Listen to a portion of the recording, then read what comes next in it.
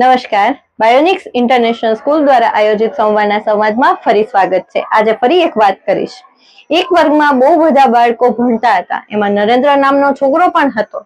શિક્ષક પોતાનું કામ બોર્ડ ઉપર લખતા હતા, સમજાવતા હતા, પણ બધા બાળકનું ધ્યાન પોતાની વાતોમાં હતું.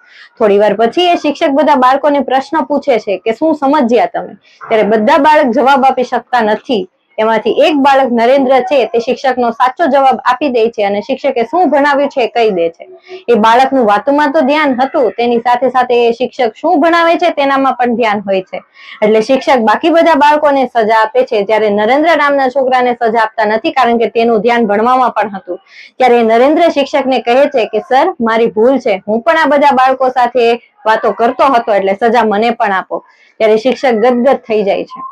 બાળ મિત્રો, આ વાર્તા પરથી શીખ એટલી જ લેવાની છે કે સત્યની હંમેશા જીત થાય છે. તમે ગમે એટલું જૂઠું બોલશો અને એને છુપાવવાની કોશિશ કરશો તો એક દિવસ સત્ય બહાર આવે જ છે. એટલે હંમેશા સાચું બોલવાની આદત પાડો, અને સારી આદત હંમેશા તમને સારા કામ કરવા માટે પ્રેરણા આપે છે. ફરી મળીએ આવતા સોમવારે.